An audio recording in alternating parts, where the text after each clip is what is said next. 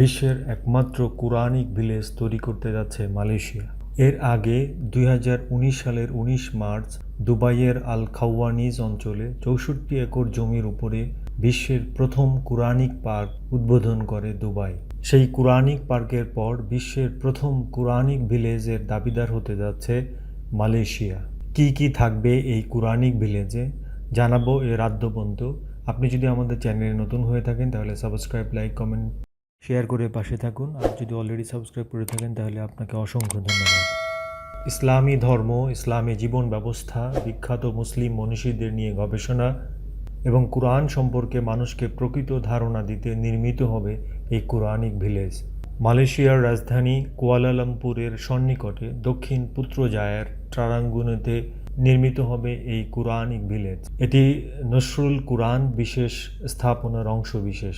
প্রায় 20 একর জায়গা জুড়ে নির্মিতব্য এই প্রকল্পে থাকবে 5,000 মুসল্লির ধারণ ক্ষমতা সম্পন্ন একটি মসজিদ, একটি কুরআন বিজ্ঞান ও গবেষণা কেন্দ্র, একটি ছাত্রাবাস, অডিটোরিয়াম, একটি বাজার এবং একটি শিল্পকলা কেন্দ্র।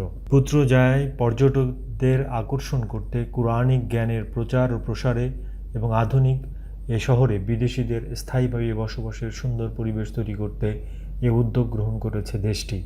কুরআনিক এ নগরী ও মসজিদ নির্মাণে ব্যয় হবে প্রায় 1,500 মিলিয়ন মালয়েশিয়ান রিঙ্গিত, যার অর্ধেক বিনিয়োগ করবে দেশটির সরকার আর বাকি অর্ধেক বিভিন্ন দাতাগোষ্ঠী এবং শুভানুধ্যায়ীদের কাছ থেকে সংগ্রহ করা হবে বলে জানিয়েছে সে দেশটির কর্তৃপক্ষ।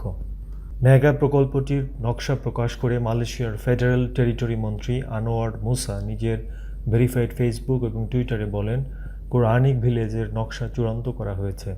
সরকার ইতোমধ্যে প্রকল্পটিতে নীতিগতভাবে সম্মত হয়েছে এবং এর অর্থায়ন অনুমোদন করেছে। 2021 সালে এর কাজ শুরু করতে পারব ইনশাআল্লাহ। মন্ত্রী আনোয়ার মুসা আরও জানিয়েছেন, কুরআনিক ভিলেজে সব ধর্মের মানুষ গবেষণার কাজে আসতে পারবেন। কুরআনিক ভিলেজটি যথাক্রমে মালয়েশিয়া, কুয়েত, ইরাক, তুরস্ক, সংযুক্ত আরব আমিরাত এবং ব্রুনাইয়ের জন্য উৎসর্গীকৃত বলে জানিয়েছেন মন্ত্রী আনোয়ার মুসা। এই কুরআনিক ভিলেজ নির্মাণে ওয়াকফ এবং ব্যক্তিগত ফান্ডের বাইরে যৌথভাবে অর্থের যোগান দেবে পুত্রজায়ার লোকাল কাউন্সিল, পারবাদানান এবং রেস্তু ফাউন্ডেশন। আশা করা যাচ্ছে 2025 সাল নাগাদ এর কাজ শেষ হলে উন্মুক্ত হবে পর্যটকদের জন্য। দৃষ্টিনন্দন এই মেগা প্রজেক্টের প্রদর্শনী হলের চোখ ধাঁধানো লেজার রশ্মির দ্যুতিতে হলোগ্রাফিক টেকনোলজির ছোঁয়ায় শোকেস করা হবে মহাগ্রন্থ আল কুরআন।